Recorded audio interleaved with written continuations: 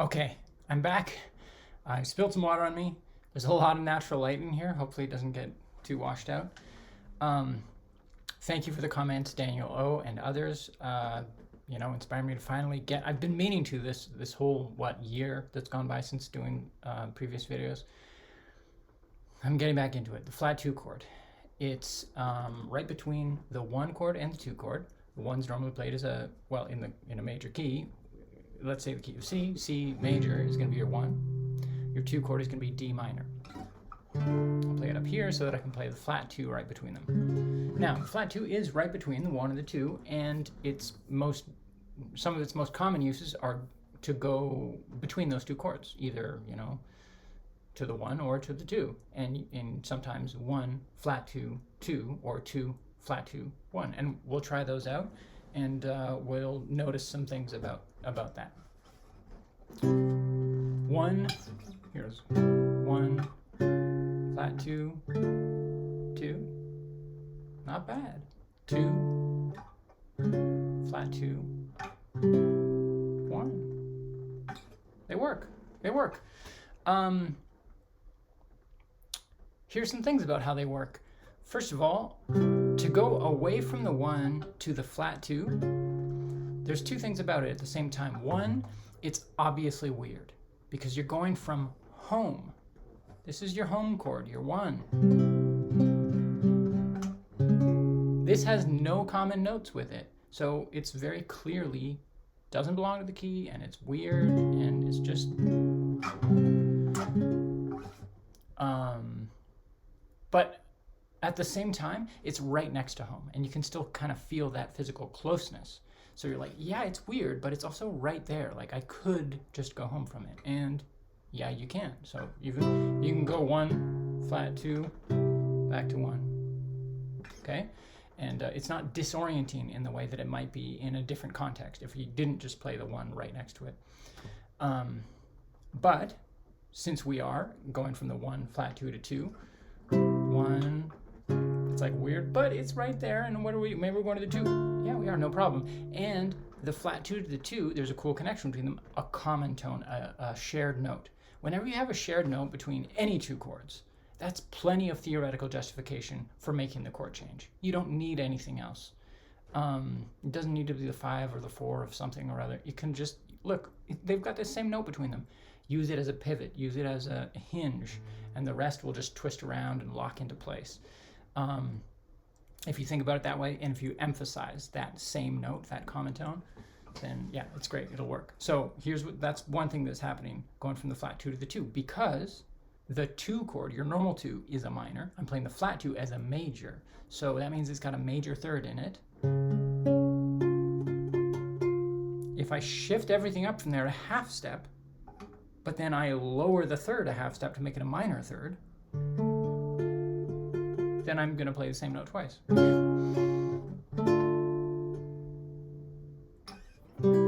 Great.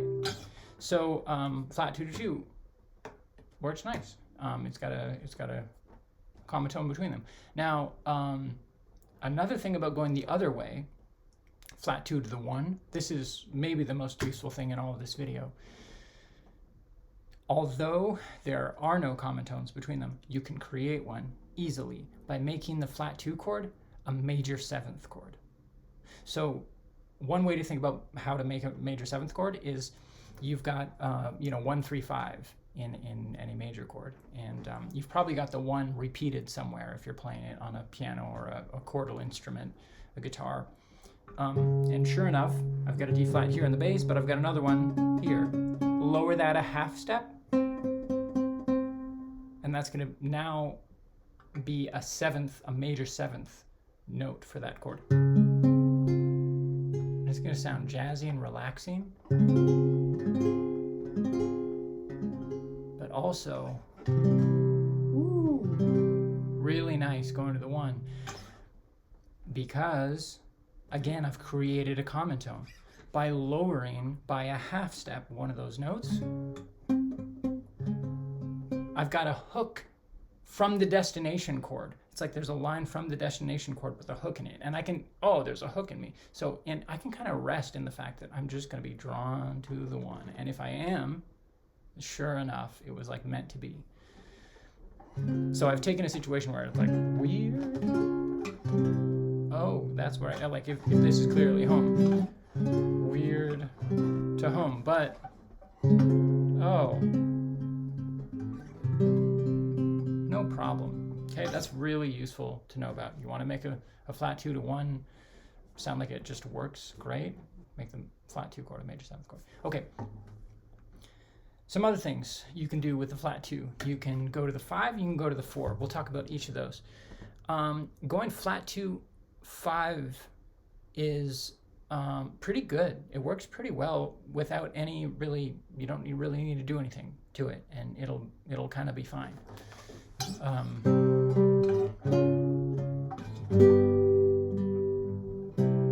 Works just great, just like that. You don't need to do anything to it. One thing you can notice about it is that, well, 2-5-1 is one of the most common chord progressions in all of Western music.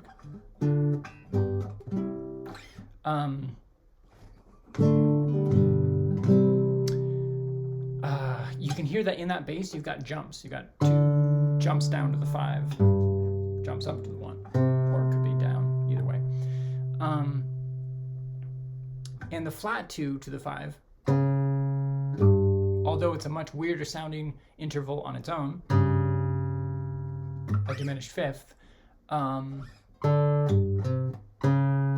it's almost the same distance, and so it kind of works the same way, especially if you go from the 5 to the 1. It's just you forget about that the flat 2 was ever flattened, and you're just like, oh, it's basically 2-5-1. Great. It's just slightly weirder for that 1 second. But it works real well. Also, you can create another common tone there by going to the 5-7 chord. So I'm playing a G7, your dominant 7th chord.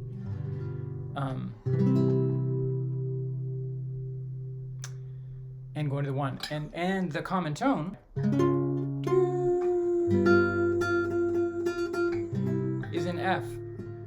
Now F is also the root of our 4 chord. So why don't we try going to the 4 chord from the flat 2? Great. And I say just great and stop because maybe you could just stop there. Yeah, I mean it works so well in a certain way that 4 could be your new home.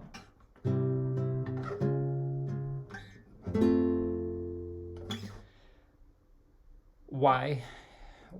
Because if we think about, well, okay, here's the way, I just noticed this by experimenting, and you can notice other things by experimenting that I haven't even thought to mention in this video.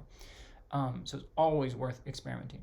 But I noticed that, this just sounds really good, and almost like this is a fulfillment of something. Well, that suggests a cadence. Well, what would that be as a cadence? In other words, if I treat my 4 chord as a 1 chord, then what's the relationship between what I have been thinking about so far is the flat 2 to the 4. If the 4 is a 1, well, this would be the flat 6 of it, right? Because C is my 5 in F. 1 right above 5 is a flat 6. Now, I have a whole video on the flat 6 as a cadence, and I've also referenced it in subsequent videos as a sometimes recognizable kind of cadence. Even when you're not technically going to the 1, it can make whatever chord you're going to feel temporarily like a 1. And that's what's going on here, especially if you emphasize it by sitting on the F, for example. But then if I go from the F to the 1 afterwards, it'll still work. It'll just sound like more gentle or more like feeble as a connection than the 4 to 1 normally is, which can be nice, which can be kind of like a nice soft revelation.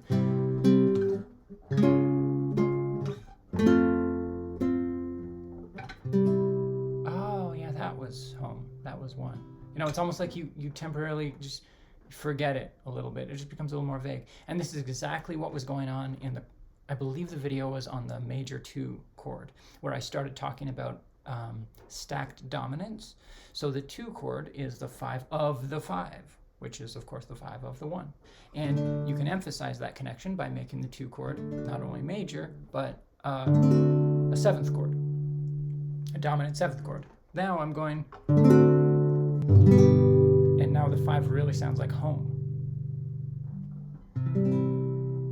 But then if I go home from it, it's like, oh, you still got a 5 to 1 connection that's strong enough. And if I was just playing in C recently, it's familiar enough and recent enough that that'll still work. It'll just, in as much as I'm suggesting that maybe this is my tonic, in exactly the same measure, I'm taking away from its desire to go somewhere else. Right? Because if it's the tonic, it means it's home, it's settled. Settled means it doesn't have to go somewhere else. The thing about a dominant chord normally is that it specifically wants to go home. So I'm taking away some of that want by suggesting that maybe it's actually my 1. No, this was. That's what's going on here. Flat 2, 4, 1. Kind of nice. And you might think that, well, what if we make the 4 a minor? Because that, minor 4 wants to go to the 1 in a way that 4 doesn't necessarily. Let's try it. Flat 2. It works. There's definitely it works just fine, and use it, and maybe it's exactly what you want. It's just that this, I wouldn't say it's immediately recognizable as a minor 4 because of the relationship between this chord and this chord, and because this one is not within your home key. You're coming from somewhere weird, and you're going to somewhere weird, because remember, the minor 4, although it's a fairly common chord, it's technically not part of the home key, right? You're using something that's not part of the home key, so it could just be more disorienting. But it could totally work in the sense that maybe you want, again, you're just furthering it's like you come from the 1, let's say you've been playing in the key of C. Flat 2, weird, okay. 4 minor. Now it's, again, you're still disoriented, you don't know where you are. But then if you go home from there, then in retrospect you hear it as a minor 4 to 1. And that works too, just in a different way. Okay, so anything else to say about the flat 2? There's always more, but I'll leave it at that.